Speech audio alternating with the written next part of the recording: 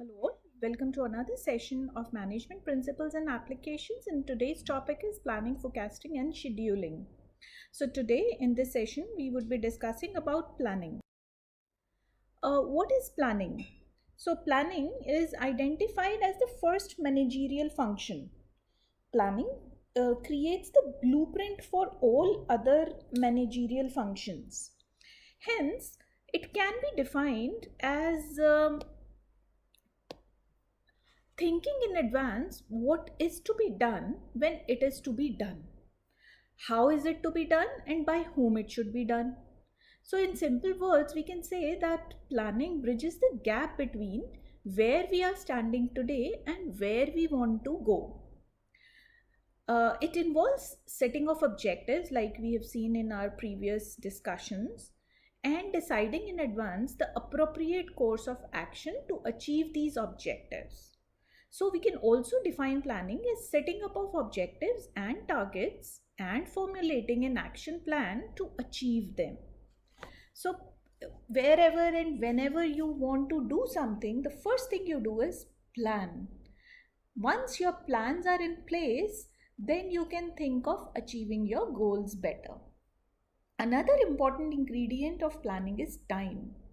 Plans are always developed keeping some timeline into mind or for a fixed period of time, as no business can go on planning endlessly.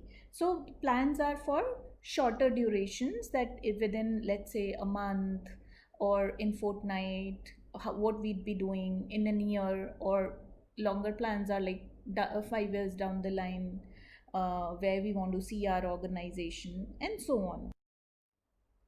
The features, nature, characteristic of planning. The first is planning contributes to objectives. So, planning starts with the determination of objectives. First of all, we would find what are our objectives and how to reach to them. So, what all things we'd be doing to reach out to our objectives, we would plan in advance. We cannot think of planning in absence of objectives. After setting up of the objectives, planning decides the methods, procedures, and steps to be taken for achievement of said objectives. Planners also help and bring changes in the plan if things are not moving in the direction of objectives. So, planning can be revisited and revised also. For example, in an organization, it has the objective of manufacturing 1500 washing machines, and in 1 month, only 80 washing machines are manufactured.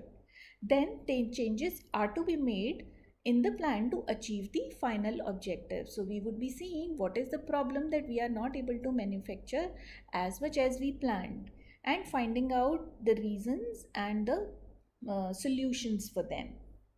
Planning is primarily it's a primary function of management. Why is it a primary function of management? Because no other function can be executed by the manager without performing planning function. If you do not have your plans, or if you do not have your plans right, the road ahead to achieve the objectives is very tough. As objectives are set up in planning and other functions, it depends on the objectives only. Next is, it is pervasive in nature. Now, planning, it is required at all the levels of management. It is not a function restricted to top level managers only, but planning is done by managers at every level. Formation of major plan and framing of overall policies is the task of top level managers, whereas departmental managers form plan for their respective departments, and lower level managers makes plans to support the overall objectives and to carry out day to day activities. So we have seen in the objectives that there are top management who would be making carving out top level objectives, then it would be broken down for the middle management, and so on. So all these it is all pervasive. So plans are made by everybody in the organization, at individual as well as at the organizational level. So planning is futuristic or forward looking. So we do not make plans for in history or for the past which is already gone. We make plans for future, so they always pertains to future. Plans actually means looking ahead, or planning is futuristic. Planning is never done for the past, and all the managers try to make predictions and assumptions for future. So, for certain objectives to be set, you make certain assumptions about future, that how are the future is going to be. Is it going to be uncertain? It is going to be risky, or it is going to be smooth and normal for our organization? And these predictions are made on the basis of past experiences of the manager and with the regular and intelligent scanning of the general environment. Also, planning is a continuous process. You cannot just make a plan and leave it that it would get fructified and we'll achieve objectives. We have to continuously check upon our plans, and if need be, uh, we should be ready to change it as well. Planning is a never ending or continuous process, because after making plans also one has to be in touch with the changes in the changing environment and the selection of the best way. The next feature is that planning involves decision making. So, the planning function is needed only when different alternatives are available and we have to select most suitable alternative. Consider a situation that you do not have any other option available, and there is only one option by which you can achieve your targets or objectives. Then, planning has little relevance in that scenario. So we cannot imagine planning in absence of choice, because in planning function managers evaluate various alternatives and select the most appropriate. But if there is one alternative available, then there is no requirement of planning. Now, for example, to import the technology, if the license is only with state trading cooperation, then companies have no choice but to import the technology through state trading cooperation only. But if there are 4 5 importing agencies included in this task, then the planners have to evaluate terms and conditions of all the agencies and select the most suitable from the company's point of view. So think of a situation where a business only has one vendor, so it doesn't have any other option, or he has to pursue that. But in case a company has got 5 6 vendors, then it can see the cost benefit analysis and can choose the best one. In that scenario, plans become relevant. Planning is a mental exercise. It is mental exercise. Planning is a process which requires higher thinking. So you have to be able to predict the future, or to live in the future. And that is why it is kept separate from operational activities by Taylor. In planning, assumptions and predictions regarding future are made by scanning the environment properly. This activity requires higher level of intelligence. Secondly, in planning, various alternatives are evaluated and the most suitable is selected, which again requires higher level of intelligence. So it requires a lot of thought process, and a lot of thinking goes in making plans. So it is right to call planning an intellectual process. The planning process. How do we start our planning process? What all steps are involved? Setting up the objectives. First of all, an organization will set the objectives. In planning function, managers begins with setting up of objectives, because all the policies, procedures and methods are framed for achieving objectives only. The managers set up very clearly the objectives of the company, keeping in mind the goals of the company and the physical and financial resources of the company. Managers prefer to set up goals which can be achieved quickly and in specific limit of time. After setting up the goals, the clearly defined goals are communicated to all the employees. So we have done this in our previous session, the objective setting. So I guess this step would be clear to you. Then the next is developing premises. Now, premises refer to making assumptions regarding the future, and it is very essential to plan, because these premises are actually the building blocks of our plan, through which we would achieve our objectives. So premises are the base on which plans are made. It is a kind of a forecast made keeping in view existing plans and any past information about various policies. There should be total agreement on all the assumptions. The assumptions are made on the basis of forecasting. So, what is forecasting then? Forecasting is the technique of gathering information, which will do at length in the coming lectures. Common forecasts are made to find out the demand for a product, change in government or competitor policy or tax rates, etc. Next is listing the various alternatives for achieving the objectives. As I've told you, planning involves many choices. So you have alternative and hence you have plans. So after setting up the objectives, the managers make a list of alternatives through which the organization can achieve its objectives. As there can be many ways to achieve the objectives and managers must know all the ways to reach the aims. Now, for example, if the objective is to increase in sales by 10%, then the sales can be increased by adding one more product line, by offering discount, by increasing expenditure on advertisements, by increasing the share in the market, by appointing salesmen for door-to-door selling, etc.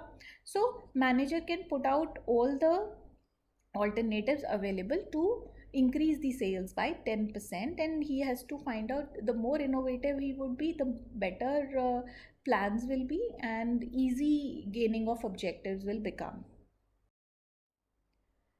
Then evaluation of different alternatives. Now once you have chalked out all the alternatives, then you would evaluate them. After making this list along with the assumptions supporting them, the manager starts evaluating each and every alternative and notes down the positive and negative aspects of every alternative. After this, the manager starts eliminating the alternatives with more or negative aspects, and the one with maximum positive aspect and with most feasible assumption is selected as best alternative. Alternatives are evaluated in the light of their feasibility. So you have to test your alternatives under what categories, that they are they flexible, do they have any negative points? If there are many negative points and very less positive points, then you will strike them out there itself, and so on. So evaluation is done of the alternatives. After the evaluation is over, what will you do? You will select an alternative. The best alternative is selected, but as such there is no mathematical formula to select the best one. Sometimes instead of selecting one alternative, a combination of different alternatives can also be selected. The most ideal plan is most feasible one and profitable with least negative consequences. So you can combine few strategies and choose an option which would take you to your objectives. So it's upon managers' creativity as well as analytical skills that what kind of plan does he makes. Then the next is implementation of the plan. The managers prepare or draft the main and supportive plans on paper, but there is no use of these plans unless and until these are put into action. So the for implementing the plans or putting the plans into action, the managers start communicating the plans to all the employees very clearly, because the employees actually have to carry on the activities according to specification of the plans. After communicating the plan to employees and taking their support, the managers start allocating the resources. So once you have chosen the plan, you will start implementing it, then you will allocate the resources according to the specifications of the plan. Now, for example, if the plan is to increase in sales by the expenditure on advertisement, then it has to be put into action. So for that, the manager must allot more funds to the advertising department and select better media, hire advertising agencies, etc. So now once we have chosen one plan, then we would start putting our efforts and resources in that, so that we can achieve our desired objective of 10% increase in sales. Follow up.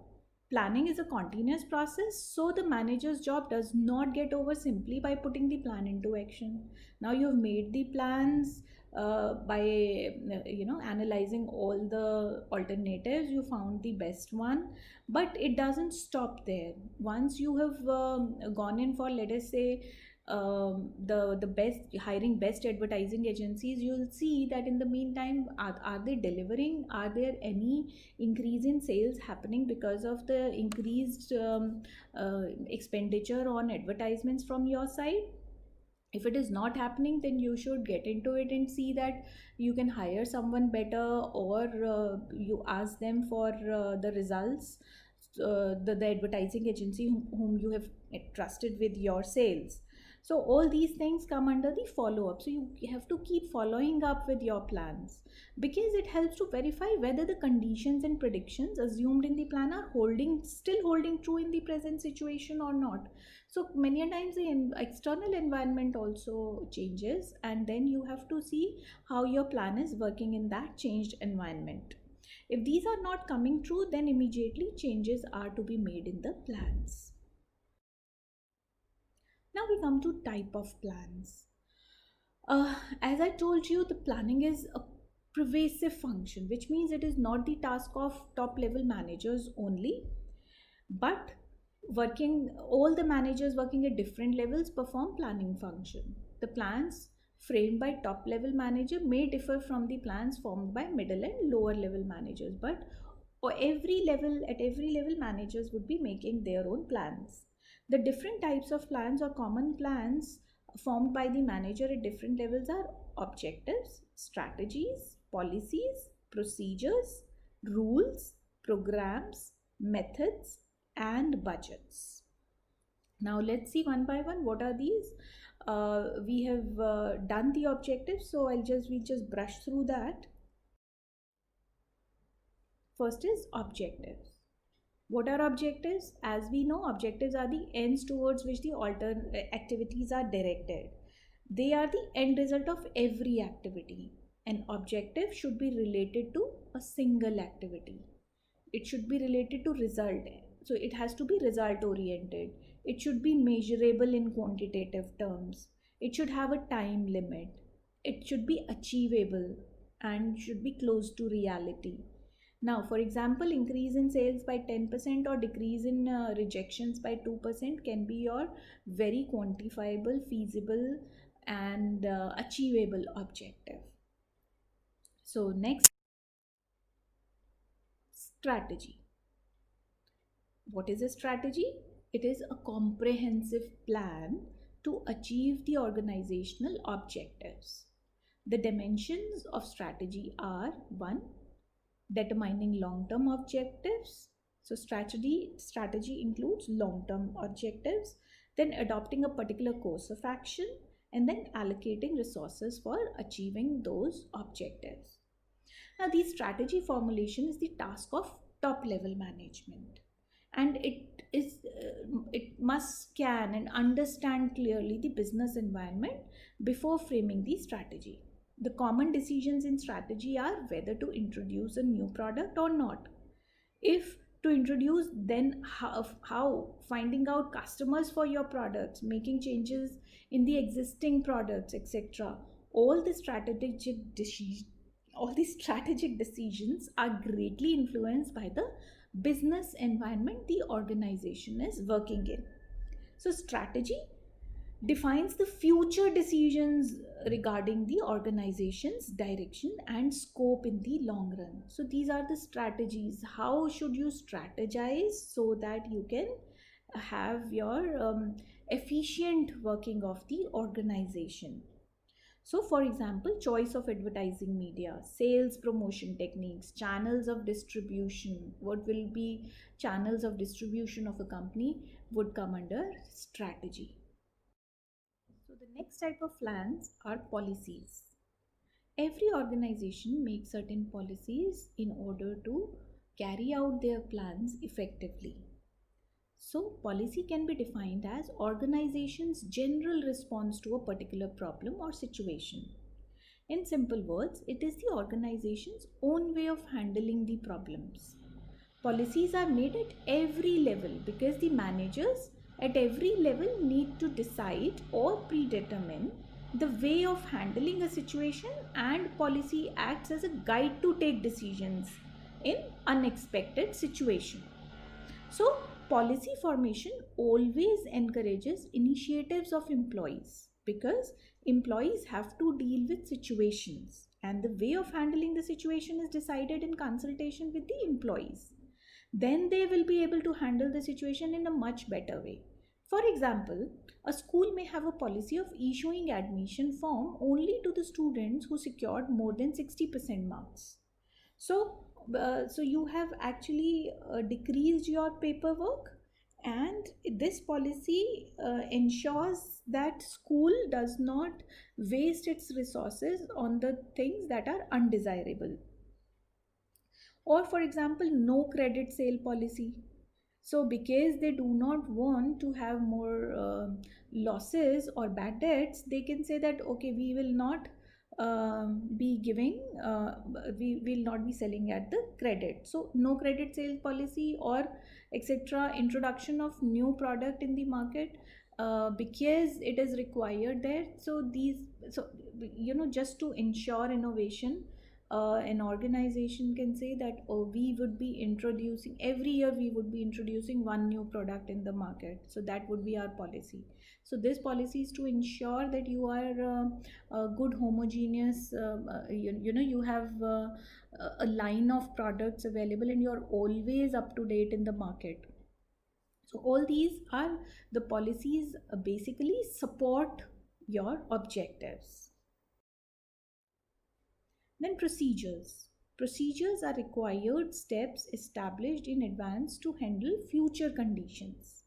The sequence of steps to be followed by employees in different situations must be predetermined so that everyone follows the same steps. So procedures are written.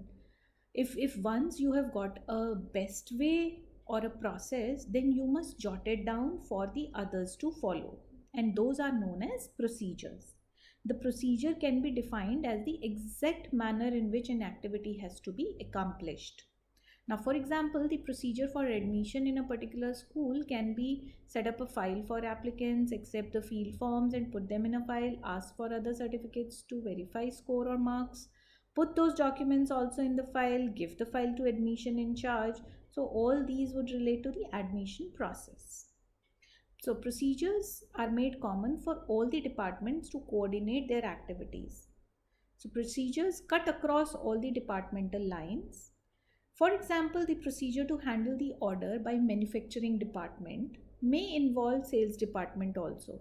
So, there is a way in which an organization works. So, there are certain processes, and the processes remain efficient, then there are procedures laid down for that.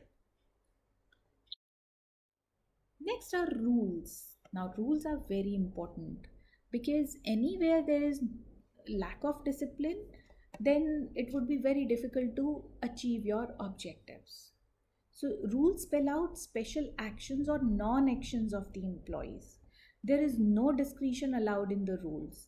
If they must be followed strictly, and if rules are not followed, then strict actions can be taken against employees who are disobeying the rules. Rules are spelled out to create the environment of discipline in the organization. Now, for example, there can be rule of no smoking in the organization. Rules generally guide the general behavior of the employees, and employees cannot make any changes in them. So, rule can be that you have to be on your desk at 9 a.m. As a rule, you have to be there, otherwise, you would not be, your attendance would not be counted. So, there are certain rules to ensure that the company or the organization is on the right path of achieving their objectives efficiently. Now, programs. Programs are the combination of goals, policies, procedures, and rules. All these plans together form a program. The programs are made to get a systematic working in the organization. So the programs create relation between policies, procedures, and goals. The programs are also prepared at different levels. A primary program is prepared by the top level management, and then to support the primary program, supportive programs of different levels are prepared for smooth functioning of the company. Now, for example, construction of shopping malls, development of new products.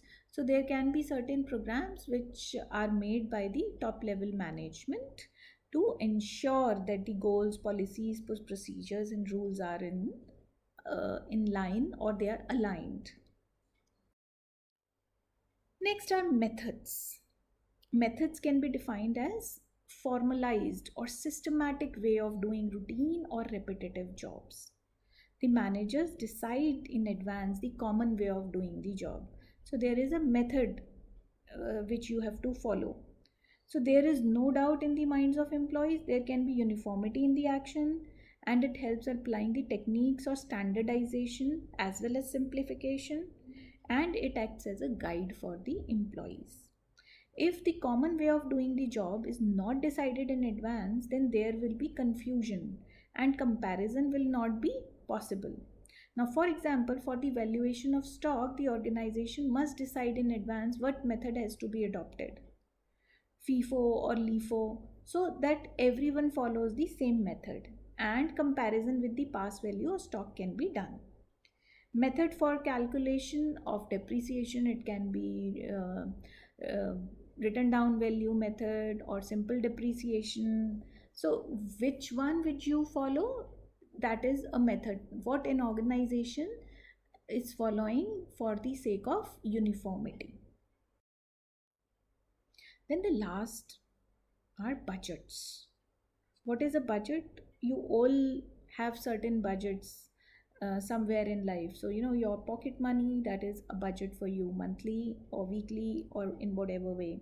So, we make budgets because we have lack of resources, and every organization has very limited resources and they have to put them to the best use, and hence budgets are made. So, budget is the statement of expected result expressed in numerical terms. In budgets, the results are always measurable, and most of the times these are financial in nature. But it does not mean that company prepares only financial budgets. Financial budget is also known as profit plan of the company because it includes the expected income and related expenditures with that income and the profit which the company will earn in the coming year. Along with financial budget, capital budget is also prepared. And why is the capital budget prepared? To find out the expected capital requirements. Operational budgets, what do? They are prepared where instead of finance, hourly units are used stating expected hours and the employees will be working. So budgets are prepared by managers at every level, and lower level managers generally prepare of operational budgets. The most common budget prepared by managers at different level is a cash budget. This is the most common form. The budget estimates the expected cash inflow and outflow over a period of time. So it is the cash flow, cash inflow minus cash outflow would give you net cash flows. Cash inflow comes from sales and cash outflow is in the form of expenses. Business can find out net cash position by subtracting cash outflows from the inflows.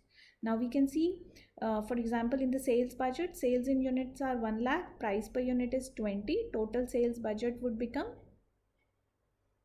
20 lakh. So these were all the types of plans which we use in the organization.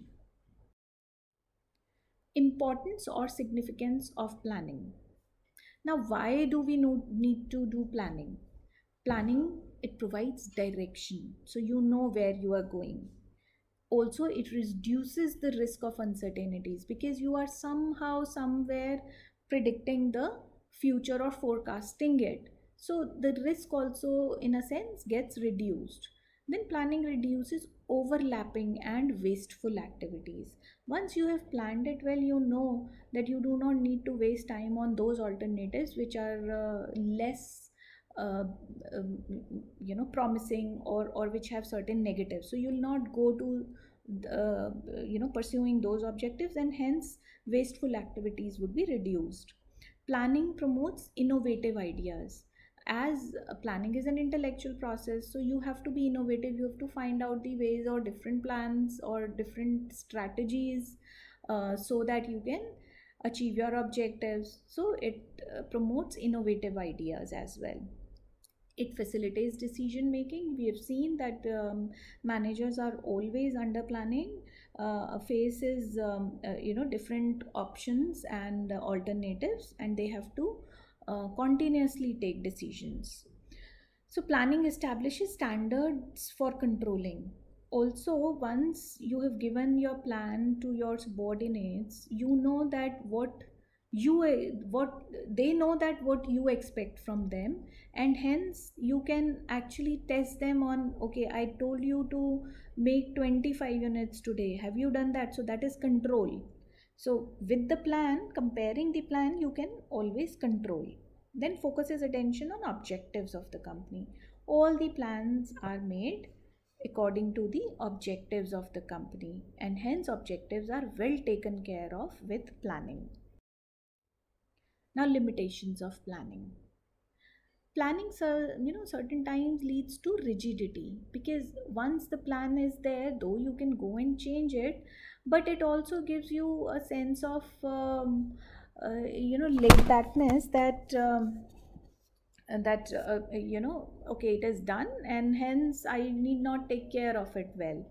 Or if you have already made a comprehensive plan and some small change comes in the environment, so you are a little rigid, okay, let it be, because I'll have to reinvent the process again and I don't want to do it, hence let the plan go the way it was going. So with the plans you become a little rigid. Planning may not work in dynamic environment. When there is extremely dynamic environment, every time things are changing, then making a plan is something that you are actually tying your feet. And hence, in ever changing environment, plans have limitations. It reduces creativity. Once the plan is given, the other people will not think of anything or out of the box, and they will pursue the plan blindly. So this may be one of the reasons that planning is considered a little containing activity. Planning involves huge costs, because you are making forecasting involves analysis of future, and it has huge time and money costs involved. It's a time consuming process. Yes, making plans would require a lot of your time. Planning does not guarantee success. Now there are a lot of things after planning also. Those are equally important in order to get your objectives. So planning is only one step, it cannot guarantee the success. And then lack of accuracy, because they pertain to future, we cannot say that our plan is foolproof and it is 100% accurate. So there would always be lack of accuracy because of the futuristic nature of the plan. So all these are the limitations of planning. With this we have completed the discussion on planning, and in the next lecture we would be seeing what scheduling is all about. Thank you so much for listening.